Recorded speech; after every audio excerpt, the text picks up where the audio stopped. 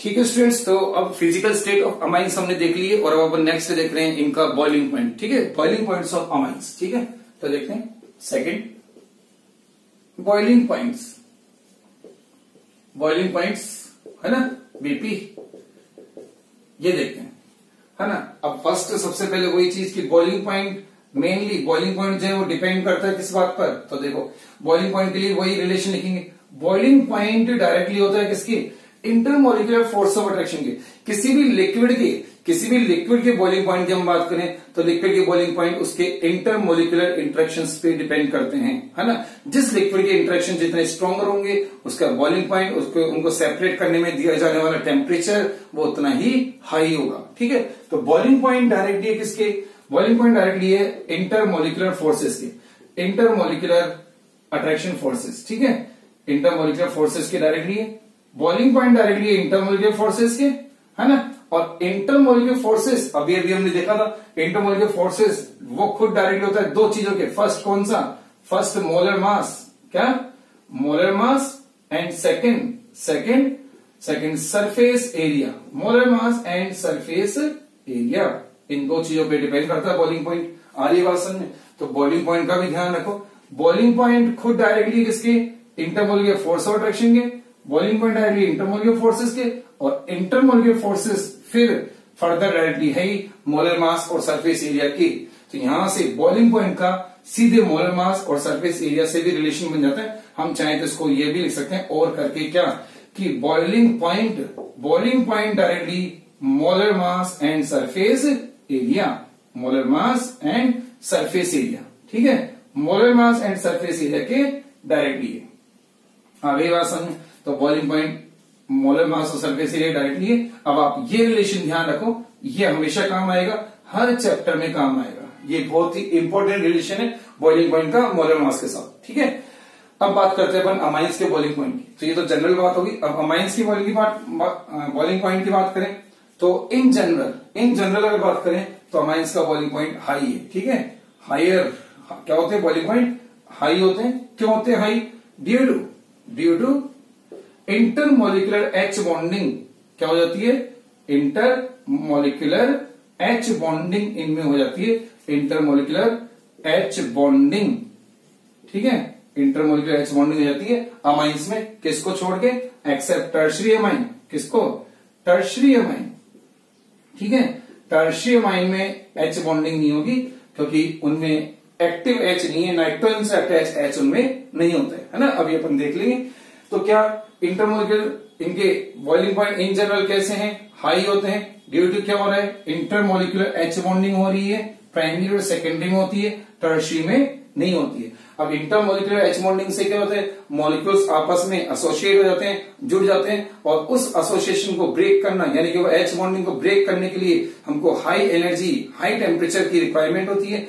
इसलिए फिर इनके बॉइलिंग पॉइंट क्या हो जाते हैं, हाई हो जाते हैं। ठीक है, आओ देखते हैं कैसे इंटरमोलिकुलर एच बॉन्डिंग को देखते हैं और फिर कैसे एच इनकी बॉइलिंग पॉइंट का ऑर्डर बनेगा वो भी अपन देखते हैं। ठीक है, आ रही है बात समझ में, आओ देखें। तो प्राइमरी अमाइन है ना, primary amine, secondary amine, tertiary amine, तीनों की बातें यहां पे कर लेते हैं। लो देखो है ना, अगर मैं प्राइमरी अमाइन का एग्जांपल लूं, ये लो, तो आर, ये पहले प्राइमरी अमाइन में एच बॉन्डिंग देखो, आर NH H है ना, इसको अपन इस तरह से ले लेते हैं, यहां R ले लेते हैं, यहां H ले लेते हैं। ठीक है, RHNH। ठीक है, अब ये एक प्राइमरी अमाइन का मॉलिक्यूल, फिर दूसरा मॉलिक्यूल HNRH, HNRH। ठीक है, तो ये हमने दिखाया किसके मॉलिक्यूल हैं, ये प्राइमरी अमाइन के मॉलिक्यूल है। अब प्राइमरी अमाइंस के मॉलिक्यूल की बात करें तो नाइट्रोजन पे होगा क्या, नेगेटिव चार्ज, है ना, नाइट्रोजन ने इलेक्ट्रॉन पुल किए हैं। H पे क्या होंगे, हाइड्रोजन पे क्या होंगे, पॉजिटिव चार्ज। नाइट्रोजन पे नेगेटिव, हाइड्रोजन पे पॉजिटिव, है ना, नाइट्रोजन पे नेगेटिव और हाइड्रोजन पे पॉजिटिव। ठीक है, अब क्या होगा, अब इनमें होंगे इंटरेक्शन, अट्रैक्शन। कैसे, एच बॉन्डिंग। देखो हाइड्रोजन का, एक अमाइन का हाइड्रोजन का पॉजिटिव वाला जो मतलब टर्मिनल और नाइट्रोजन का नेगेटिव टर्मिनल, इनमें होगा इंटरेक्शन। क्या होगा, इंटरेक्शन। ये देखो ये हो रही है एच बॉन्डिंग। आ रही बात समझ में। ऐसे आगे भी मॉलिक्यूल होंगे तो इसका N होगा तो दूसरे मॉलिक्यूल का H होगा, इसी तरह से इधर भी होंगे तो उसका नाइट्रोजन होगा। इस तरह से हमने देखा प्राइमरी अमाइंस में H बॉन्डिंग। आ रही है बात समझ में? एक का N तो दूसरे का H, एक का N तो दूसरे का H, एक मॉलिक्यूल का N तो नेक्स्ट मॉलिक्यूल का H, ऐसे चलेगा। तो ये हो गई है H बॉन्डिंग इनके बीच में, ठीक है। ये H बॉन्डिंग चल रही है अमाइंस के मॉलिक्यूल्स में, ये H बॉन्डिंग है, ठीक है। तो ये जो हमने दिखाई है डॉटेड जो लाइन दिखाई है हमने बीच में, ये जो डॉटेड लाइंस हैं ये ही क्या है? H बॉन्डिंग है, इंटरमोलिकुलर H बॉन्डिंग। इंटरमोलिकुलर क्यों बोल रहे हैं? है ना, क्योंकि बिटवीन द मॉलिक्यूल्स है। अगर विद इन द मॉलिक्यूल होता है तो उसको इंट्रामोलिकुलर बोला जाता है। उसको क्या बोला जाता है? इंट्रामोलिकुलर। वो भी आएगा आगे चैप्टर में, है ना। तो ये देखो अभी ये वाली बात समझ में आ गई, H बॉन्डिंग समझ में आ गया, है ना। तो ये तो H बॉन्डिंग हो गई है, ये तो H बॉन्डिंग हुई है किन में? In primary amines. किन में हुई है? इन प्राइमरी अमाइंस, ठीक है। अब इसी तरह से सेकेंडरी अमाइन में देखते हैं, ये लोग, है ना। अब सेकेंडरी अमाइन में कितने H और कितने R होंगे? दो तो होंगे R ग्रुप और एक होगा H। आ रही है बात समझ में? तो ऐसे ये सेकेंडरी अमाइन, फिर ये लो एक और सेकेंडरी अमाइन, ठीक है। एक और सेकेंडरी अमाइन बना लो, ये लो। अब सेकेंडरी अमाइन में दो एल्काइल ग्रुप आ गए और H एक एक ही है। आ रही बात समझ में? अब देखो, अब इसका वही H positive N negative, H positive N negative, H positive और N नेगेटिव। ये अब इसका नेगेटिव N, नेक्स्ट वाले का positive H, negative N positive H। इसी तरह से इधर भी चल रहा होगा, ठीक है, इधर भी चल रहा होगा। ये किसमें? H बॉन्डिंग इन किसमें? Secondary amines. H bonding in secondary amines, ये सेकेंडरी अमाइंस में, ठीक है। प्राइमरी अमाइंस में हो रही है, सेकेंडरी अमाइंस में हो रही है। अब जरा टर्शियरी अमाइंस में देखते हैं। टर्शियरी अमाइन, ये लो, टर्शियरी अमाइन में क्या होंगे? तीनों क्या होंगे? R ही होंगे, H एक भी नहीं होगा, तीनों R, ठीक है। आ गया। फिर दूसरा मॉलिक्यूल बनाया, ये लो, फिर से R, ठीक है। एक और मॉलिक्यूल बनाया R। आ रही बात समझ में? तो अब क्या इनमें H बॉन्डिंग है? क्या टर्शियरी अमाइन में H बॉन्डिंग है? टर्शियरी अमाइन में H बॉन्डिंग नहीं है। तो यहां लिखते हैं no H bonding in tertiary amine. No H bonding in किसमें? Tertiary amines. टर्शियरी अमाइंस में कोई H बॉन्डिंग नहीं है। आ गया। तो फिर टर्शियरी अमाइन में कौन सा इंटरेक्शन है? तो टर्शियरी अमाइन की अगर इंटरेक्शन की बात करें तो टर्शियरी अमाइन में काम करेंगे dipole dipole, DP DP interaction. क्या काम करेंगे? डाइपोल डाइपोल इंटरेक्शन काम करेंगे। वो ऐसे काम करेंगे कि नाइट्रोजन का नेगेटिव तो होगा ही, नाइट्रोजन नेगेटिव, है ना, कि R का मतलब क्या है? C है, कार्बन है, और वैसे भी R का क्या है? प्लस आई इफेक्ट है, तो वैसे भी वो नाइट्रोजन पे इलेक्ट्रॉन डेंसिटी क्या कर देगा? इंक्रीज कर देगा। R पे हो जाएंगे कौन से चार्ज? Positive charge. ये पॉजिटिव चार्ज, ये पॉजिटिव और ये नेगेटिव। तो इस तरह से अब इनमें क्या होने वाला है? इनमें कौन सा इंटरेक्शन होने वाला है? इनमें होने वाला है डाइपोल डाइपोल इंटरेक्शन। कौन सा इंटरेक्शन होगा? Dipole dipole, DP DP interaction मिलता है टर्शियरी अमाइंस में, जो कि H बॉन्डिंग से क्या होता है? Generally DP DP interaction H bonding से वीकर इंटरेक्शन होता है, H बॉन्डिंग उससे स्ट्रॉन्गर इंटरेक्शन है। आ रही है बात समझ में? ठीक है। अब ये तीनों के अपन ने क्या देख लिए? H बॉन्डिंग के तीनों के इंटरेक्शन देख लिए। अब हमको देखना ही है कि तीनों में से किसमें स्ट्रॉन्ग, सबसे स्ट्रॉन्ग इंटरेक्शन किसमें चल रहे हैं, किसमें वीक चल रहे हैं, ये देखना है। ठीक है। तो आइए देखो पहले प्राइमरी अमाइन में। सबसे पहले अपन प्राइमरी अमाइन की अगर बात करें तो प्राइमरी अमाइन में कितनी H है? एक H ये रही, एक H ये रही, है ना। हर मॉलिक्यूल में नाइट्रोजन के साथ कितनी H है? 2 H है। हर मॉलिक्यूल में नाइट्रोजन के साथ कितनी H है? 2 H है। 2 H है। तो देखो ये H जो अभी इधर H बॉन्डिंग कर रही है वो इधर भी करेगी।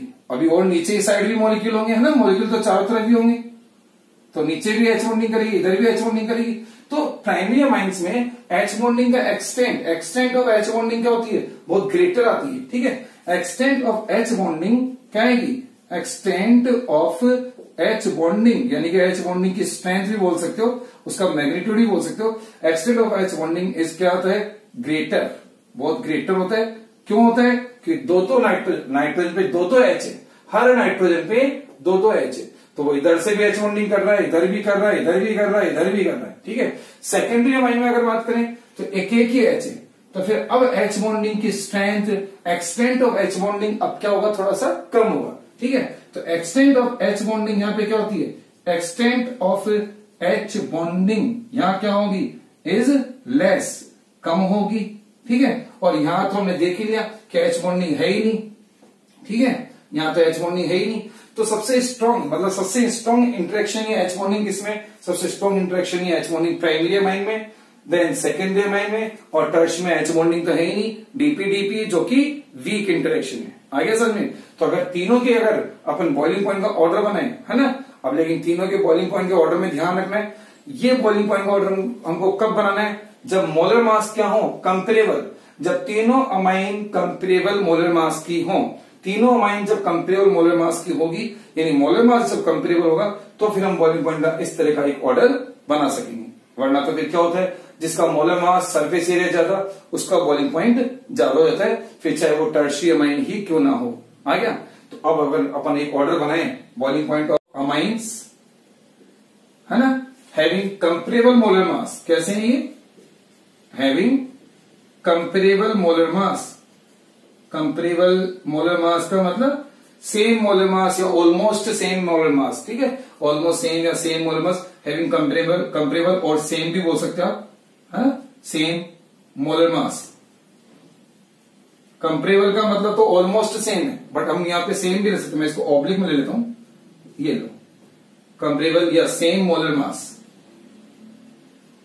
ठीक है, तो boiling point of amines having comparable या सेम मोलर मास, तो ऑर्डर क्या आएगा, है ना, तो प्राइमरी अमाइंस 1 डिग्री अमाइंस का बॉइलिंग पॉइंट सबसे ज्यादा होगा, फिर सेकेंडरी अमाइंस का होगा, फिर टर्शियरी अमाइंस का सबसे कम होगा। तो ये आता है इनका बॉइलिंग पॉइंट का ऑर्डर, कब कब आएगा, जब मोलर मास क्या होंगे, कंपेरेबल या सेम मोलर मास होंगे, तब ये ऑर्डर हम बना पाएंगे। आ रही है बातें समझ में, तो क्या रहा कि बॉइलिंग पॉइंट ऑफ अमाइंस क्या होते हैं, हाई होते हैं due to intermolecular H bonding, H bonding हो जाती है, H बॉन्डिंग से मॉलिक्यूल्स में एसोसिएशन हो जाता है, अच्छा खासा एसोसिएशन होगा, तो अब इन H बॉन्डिंग को ब्रेक करने के लिए हमको टेम्परेचर भी क्या देना पड़ेगा, हाई देना पड़ेगा, और बॉइलिंग पॉइंट हाई हो जाएंगे। अब जैसे जैसे H बॉन्डिंग का स्ट्रेंथ, उसके एक्सटेंट डिक्रीज होगा, वैसे वैसे बॉइलिंग पॉइंट भी डिक्रीज होता जाएगा। आगे की बात समझ में, इतनी बात समझ में आ गई। इसका एक एग्जाम्पल अपन लगाते हैं, जो क्या एग्जाम्पल है अभी लगाते हैं। पहले देखो ये वाली सारी बातें समझ में आ गई है, ठीक है।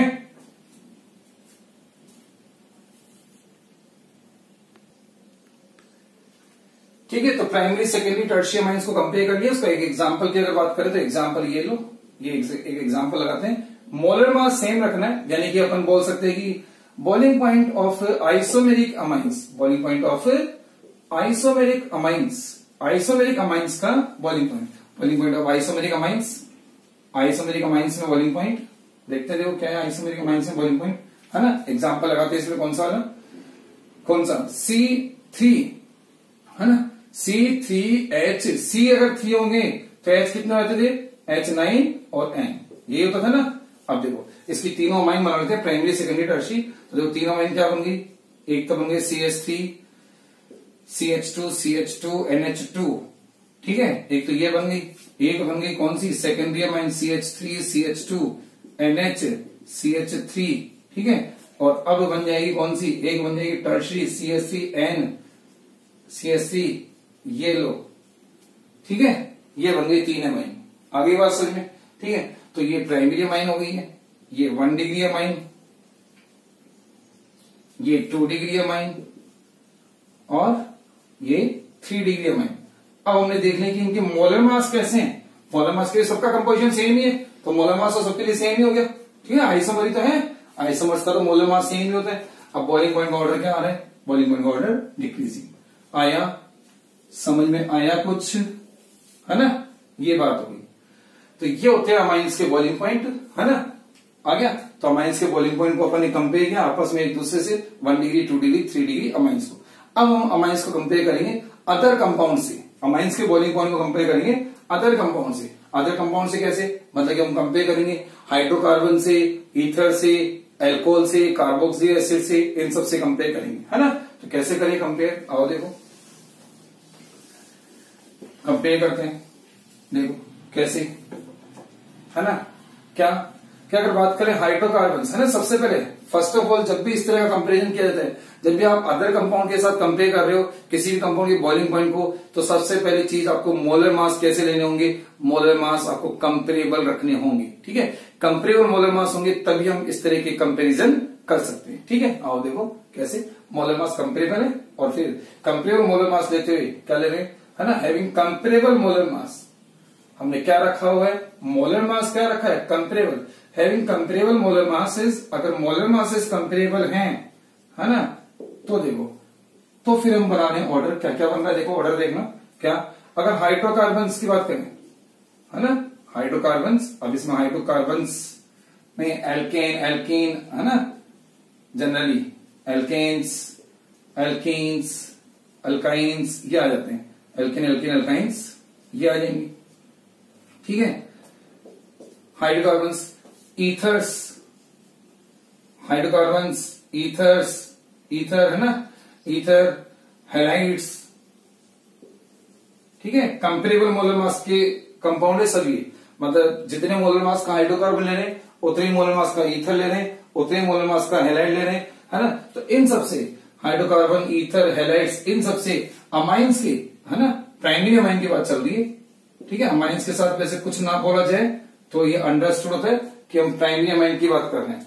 तो प्राइमरी अमाइंस के बॉइलिंग पॉइंट क्या होंगे, इनसे ज्यादा होंगे। ठीक है, कंपेरेबल मोलर मास का हाइड्रोकार्बन, ईथर, हैलाइड कुछ भी लेंगे तो अमाइंस के बॉइलिंग पॉइंट इनसे ज्यादा निकलेंगे। अल्कोहल और कार्बोक्सिलिक एसिड की बात करें, है ना, अल्कोहल और कार्बोक्सिलिक एसिड से इनके कम होंगे, है ना। कंपेरेबल मोलर मास के अल्कोहल, है ना, कार्बोक्सिलिक एसिड, इनसे क्या होंगे, अल्कोहल, कार्बोक्सिलिक एसिड्स, इनसे, है ना, इनसे अमाइंस के कम होते हैं। तो अमाइंस के किन से ज्यादा है, किन से कम है, बात समझ आ गई। हाइड्रोकार्बन, ईथर, हैलाइड्स, आप चौथे इसमें एल्डिहाइड कीटोन भी लिख सकते हो, है ना, एल्डिहाइड कीटोन्स यानी कार्बोनिल कंपाउंड, उन सबसे ज्यादा किनके मिलेंगे आपको, अमाइंस के मिलेंगे, और अल्कोहल, कार्बोक्सिलिक एसिड उनसे इनके क्या मिलेंगे, कम मिलेंगे। आगे बात समझ में। तो ये कंपेरेबल मोलर मास के साथ अदर क्लास के कंपाउंड के कंपेरिजन। ठीक है, अब इसमें एग्जांपल लगाना चाहे तो एक एग्जांपल लगा लेते हैं अपन। ठीक है, एक एग्जांपल लगाते हैं, हाइड्रोकार्बन, ईथर, हैलाइड ये सब रख लेते हैं कंपेरेबल मोलर मास की। ठीक है, तो लो कंपेरेबल मोलर मास का रखा CH3, CH2, CH3। ठीक है, ये अपन ने हाइड्रोकार्बन ले लिए, एल्केन। ठीक है, एल्केन ले लिए, प्रोपेन। अब ले लेते हैं क्या, ईथर, CH3O, CH3। ठीक है, मैं फिर बोल रहा हूं, जब भी इस तरह का कोई कंपेरिजन किया जाता है तो मोलर मास कैसे रखे जाते हैं, मोलर मास कंपेरेबल, मतलब इस तरह कोई भी कंपेरिजन हो तो मोलर मास क्या रखने, कंपेरेबल। ठीक है, एल्केन ले लिया, ईथर ले लिया, है ना, एल्डिहाइड ले लेते हैं, कीटोन ले लेते हैं, ये लो, ये एल्डिहाइड हो गया, है ना। एल्डिहाइड कीटोन में से कोई एक ले लिया, मान लो एल्डिहाइड ले लिया अपन ने, क्योंकि एल्डिहाइड कीटोन भी तो थोड़े कंपेरेबल होंगे, तो उनमें से किसी एक को रख लो। अब रख लो आप अमाइंस को, CH3, CH2, NH2। अब लिया एल्कोहल, CH3, CH2OH, और एक रख लेते हैं अपन कार्बोक्सिलिक एसिड, CH3COOH।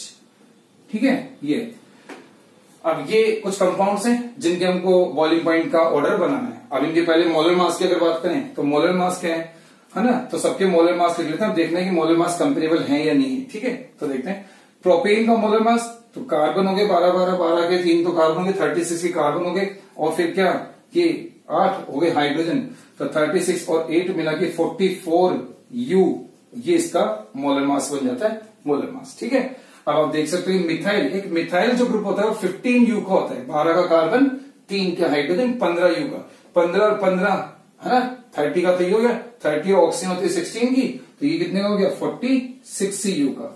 ठीक है, ये 46 का है। अगेन फिर से कर लो, 15 का ये हो गया, है ना, 15 कार्बन का तो ये 15U का तो ये हो गया। ठीक है, और 13 का ये हो गया। ठीक है, 12 और 1 13, 15 और 13 कितने हो गए, 28, 28 और 16 कितने हो गए, अब 28 और 16 मिला के ये भी हो जाते हैं कितने, 44। आगे समझ में, ये भी 44 का हो गया। इधर बात करें 15 का ये 15 और 14 का ये, है ना, 15 और 15 और 14 29 हो गए, 29, और अब ये हो गए कितने के, 16 के, हाइड्रोजन 14 का और वो 2 हाइड्रोजन, तो 45 इसका टोटल मोलर मास बन जाएगा। ठीक है। इसी तरह से इथेनॉल का बनाएंगे, इथेनॉल का 46 CU बनता है, ठीक है। और इसकी भी अगर बात करें, ये थोड़ा अपने ज्यादा ऑलरेडी, इसको फॉर्मिंग ऐसे लेते हैं ना, कंपेरेबल बैठेगा नहीं, ये लेते हैं HCOOH, ठीक है। अगर HCOH की बात करें तो कितने हो गए, 12 का कार्बन है, 1 और 1 2, है ना, तो 14 तो ये हो गए, 16 16 32 के ही हो गए, है ना। तो 32 और कितने कितने ऐड करने, 14, कितने हो गए, ये भी कितने हो गए, 46 का ही ये हो गया।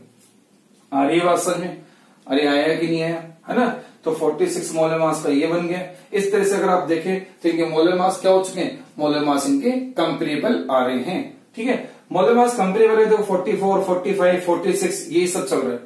कंपेरेबल मोलर मास की भी अगर बात करें तो एक रेंज होती है उसकी, क्या बोला जाता है, अप टू 10 U, याद रख लो, काम आएगा हमेशा, क्या, अप टू 10 U के डिफरेंस वाले मोलर मास कंपेरेबल की रेंज में आते हैं। क्या, मोलर मास में कितना कम range, up to 10 U molar mass किस रेंज में आता है, कंपेरेबल की रेंज में आता है। मतलब डिफरेंस अगर अप टू 10 U का हो तो वो कंपेरेबल की रेंज में आ जाता है, ठीक है। तो आप देख सकते हैं यहाँ तो 1 1 2 2 की डिफरेंस है, तो सब कंपेरेबल की रेंज में है, कंपेरेबल की रेंज में। अब मोलर मास कंपेरेबल हो चुका है तो बॉइलिंग पॉइंट का मोलर मास के साथ जो रिलेशन था, मोलर मास और सरफेस एरिया दोनों के साथ जो रिलेशन था, वो तो अब यहाँ पे काम नहीं करेगा, क्योंकि सरफेस एरिया भी ऑलमोस्ट सबका क्या है, सेम ही है, ऑलमोस्ट सबका सरफेस एरिया भी सेम ही है, मोलर मास भी कंपेरेबल है ना। वो तो जब मोलर मास अगर कंपेरेबल आ गया तो मान लीजिए कि सरफेस एरिया भी कंपेरेबल बैठ ही जाएगा, ठीक है, आ गया। तो अब ये फैक्टर तो काम करेगा नहीं मोलर मास वाला। अब देखने पड़ेंगे इनके इंटरेक्शन, क्या देखने पड़ेंगे, नेचर ऑफ इंटरेक्शन। अगर नेचर ऑफ इंटरेक्शन की बात करें तो हाइड्रोकार्बन जो कि नॉन पोलर है, इनमें काम करता है कौन सा इंटरेक्शन, इनमें काम करते हैं लंडन फोर्सेस। क्या होते हैं, लंडन फोर्सेस, जो कि होते हैं वीकेस्ट इंटरेक्शन। क्या होते हैं, वेरी वीक इंटरेक्शन, इनमें लंडन फोर्सेस है। ईथर की बात करें तो ईथर में weak dipole dipole moment, dipole dipole है बट काफी इंटरेक्शन है, डाइपोल डाइपोल इंटरेक्शन, लेकिन काफी वीक है, ठीक है। एल्डिहाइड की बात करें तो इनमें भी डीपी है ना, डाइपोल डाइपोल है बट ईथर से स्ट्रॉन्गर है, ठीक है। इसमें बात करें तो इसमें अब इन तीनों में H बॉन्डिंग चल रही है, इसमें भी H बॉन्डिंग है, इसमें भी H बॉन्डिंग है और इसमें भी H बॉन्डिंग है, ठीक है। इन तीनों में ही H बॉन्डिंग है। अब यहां तक का तो समझ में आ रहा है, लंडन फोर्स ये तो वेरी वीक, वीकेस्ट में आ ही जाते हैं। उसके बाद में वीक डीपी, चलो ये भी सही है, ये तो खैर हम ईथर में भी देख लेंगे क्यों है वीक, डाइपोल मोमेंट काफी कम है इसका डाइपोल मोमेंट ज्यादा है, तो इसमें डीपी इंफेक्शन थोड़े स्ट्रॉन्गर होंगे, तो यहां तक तो कोई दिक्कत नहीं है। अब बात आएगी इन तीनों में, H बॉन्डिंग इसमें भी है, H बॉन्डिंग इसमें भी है, H बॉन्डिंग इसमें भी है, मतलब H बॉन्डिंग अमाइन में भी है, H बॉन्डिंग अल्कोहल और कार्बोक्सी एसिड में भी है। फिर क्या डिफरेंस है, तो डिफरेंस ये है कि अमाइंस में जो H बॉन्डिंग हो रही है वो कर रहा है कौन, नाइट्रोजन के थ्रू हो रही है। किसके थ्रू हो रही है, नाइट्रोजन के थ्रू, जिसकी इलेक्ट्रोनेगेटिविटी कितनी है, नाइट्रोजन की इलेक्ट्रोनेगेटिविटी है 3। अल्कोहल और एसिड में जो H बॉन्डिंग है वो हो रही है ऑक्सीजन के थ्रू, जिसकी इलेक्ट्रोनेगेटिविटी क्या है 3.5। आगे बात समझ में। तो अब ऑक्सीजन की इलेक्ट्रोनेगेटिविटी क्या है, हाई है, ऑक्सीजन की इलेक्ट्रोनेगेटिविटी हाई होने से इनमें जो H बॉन्डिंग होगी उसकी स्ट्रेंथ क्या होगी, अमाइंस वाली H बॉन्डिंग से ज्यादा स्ट्रॉन्ग होगी। आ रही है बात समझ में, इतनी बात समझ में। अल्कोहल कार्बोक्सी एसिड में जो H बॉन्डिंग चल रही है वो ज्यादा स्ट्रॉन्गर है, किससे, अमाइंस वाले से। क्यों, क्योंकि अमाइंस में जो H बॉन्डिंग है वो नाइट्रोजन के थ्रू हो रही है, तो यहां जो NH बॉन्ड आएगा, यहां जो NH बॉन्ड आएगा वो कैसा होगा, वो लेस पोलर होगा। इसका NH बॉन्ड लेस पोलर, कैसा है, लेस पोलर, क्योंकि नाइट्रोजन उतना नहीं खींच पाएगा जितना ऑक्सीजन खींचेगा। ऑक्सीजन की अगर बात करें तो ऑक्सीजन का जो OH बॉन्ड है वो आएगा मोर पोलर, और जितना ज्यादा ये पोलर आएगा H बॉन्डिंग उतनी ही स्ट्रांग होगी, H बॉन्डिंग जितनी स्ट्रांग होगी बॉइलिंग पॉइंट्स उतने ही हाई हो जाएंगे। आ गया। इसलिए अल्कोहल और एसिड से अमाइंस के बॉइलिंग पॉइंट क्या होते हैं, हायर होते हैं, ठीक है। तो अगर पूरा ऑर्डर बनाए तो ऑर्डर इंक्रीजिंग ऑर्डर आ जाएगा। अब इंक्रीजिंग ऑर्डर में आ जाएगा ये पूरा बॉइलिंग पॉइंट का ऑर्डर। आ गया समझ में। तो इस पूरे ऑर्डर में इंपॉर्टेंट थिंग ये है कि आप ये ध्यान रखें, अगर आप मोटा मोटा भी ध्यान रखें तो केवल ये ध्यान रखें कि hydrocarbons, ether, aldehyde, ketone, halides, इन सबसे तो अमाइंस की क्या होंगे, बॉइलिंग पॉइंट ज्यादा होंगे। अल्कोहल, कार्बोक्सी एसिड्स उनसे कम होंगे, क्योंकि अल्कोहल और कार्बोक्सी एसिड में ऑक्सीजन है, ऑक्सीजन से H बॉन्डिंग हो रही है जिसकी इलेक्ट्रोनेगेटिविटी 3.5 है, हाई है, तो उससे OH बॉन्ड की पोलरिटी क्या आएगी, ज्यादा आएगी, ज्यादा स्ट्रॉन्ग इंटरेक्शन होंगे। नाइट्रोजन की इलेक्ट्रोनेगेटिविटी कंपेरेटिवली क्या लो है, तो कम H बॉन्डिंग होगी, वीक H बॉन्डिंग होगी, इसलिए फिर एसिड और एल्कोहल के बॉइलिंग पॉइंट अमाइन से ग्रेटर आते हैं। आगे बात समझ में, तो ये था अमाइंस का बॉइलिंग पॉइंट और उनका दूसरे कंपाउंड से कंपेरिजन। आ गया समझ में?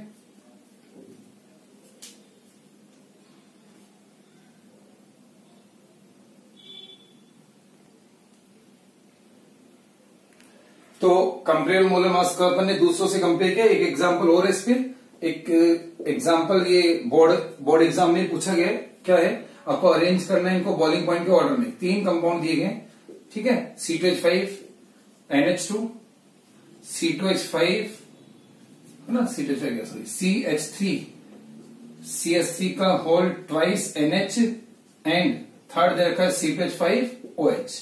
ये 3 कंपाउंड आपको दिए गए, ठीक है, ये है ना। तो आप देख सकते हो कि पहले तो आइडेंटिफाई करने को क्या है, ये एक प्राइमरी अमाइन है, ये सेकेंडरी अमाइन है और ये अल्कोहल दिया है, ठीक है। सेकंड चीज जो आपको देखनी वो ये है कि क्या मोलर मास कंपेरेबल है ना। तो मोलर मास के लिए सबसे पहले कार्बन काउंट कर लो, थोड़ा आइडिया तो वहीं से लग जाएगा। 2 कार्बन है, इसमें भी 2 कार्बन है ना, यहाँ भी 2 कार्बन है और N है और O है, तो नाइट्रोजन और ऑक्सीजन है, तो ऑलमोस्ट सेम है ना। तो यानी कि मोलर मास तो हमको आइडिया हो गया कि कंपेरेबल है। अब मोलर मास जब कंपेरेबल है तो फिर बॉइलिंग पॉइंट का ऑर्डर क्या बनेगा इनका, तो क्या इसका ऑर्डर आएगा बॉइलिंग पॉइंट का, है ना, क्या आएगा, जो इंक्रीजिंग ऑर्डर बना रहे हैं अपन, इंक्रीजिंग, तो सबसे कम मिलेगा। देखो ये प्राइमरी अमाइन है, ये सेकेंडरी अमाइन है, तो प्राइमरी अमाइन और सेकेंडरी अमाइन में हमने देख लिया कि सेकेंडरी अमाइंस के बॉइलिंग पॉइंट कम होते हैं क्योंकि प्राइमरी अमाइन में H बॉन्डिंग ज्यादा होती है। अभी अपन ने देख लिया, तो प्राइमरी अमाइन में H बॉन्डिंग ज्यादा होगी, सेकेंडरी में कम होगी, तो सेकेंडरी वाले आ जाएंगे सबसे पीछे, ठीक है। फिर आएगा अमाइन, प्राइमरी अमाइन, और फिर हमको पता ही है कि एल्कोहल्स के बॉइलिंग पॉइंट क्या है, अमाइन से क्या है, ग्रेटर है। आ गई, एल्कोहल्स के बॉइलिंग पॉइंट अमाइन से ग्रेटर होते ही है। तो अभी अपने देख लिया कि ऑक्सीजन की इलेक्ट्रोनेगेटिविटी में एक बार फिर बता देता हूं यहाँ पे आपको कि OH बॉन्ड इसकी इलेक्ट्रोनेगेटिविटी 3.5 है, हाइड्रोजन की 2.1 है, तो ये क्या हो जाएगा, ये बॉन्ड जो होगा वो होगा मोर पोलर, क्या होगा, मोर पोलर होगा, है ना, जो कि अमाइंस में हो रही है। अमाइंस में चाहे दोनों की बात कर लो आप एक साथ, NH बॉन्ड, ठीक है, NH बॉन्ड। अब N की इलेक्ट्रोनेगेटिविटी है 3, इसकी 2.1, तो ये बॉन्ड कैसा है, लेस पोलर। कैसा है ये बॉन्ड लेस पोलर है, इसलिए फिर अब ज्यादा स्ट्रॉन्ग H बॉन्डिंग किसमें होगी, इसमें ज्यादा स्ट्रॉन्ग H बॉन्डिंग होगी, इसमें वीक H बॉन्डिंग होगी। इसलिए एल्कोहल के बॉइलिंग पॉइंट्स अमाइन से ग्रेटर होते हैं और फिर ऑर्डर हमारा ये आ जाएगा इसका। आगे बात समझ में, ये ठीक है। तो इस तरह से ये देखा हमने अमाइंस का बॉइलिंग पॉइंट। आ गया।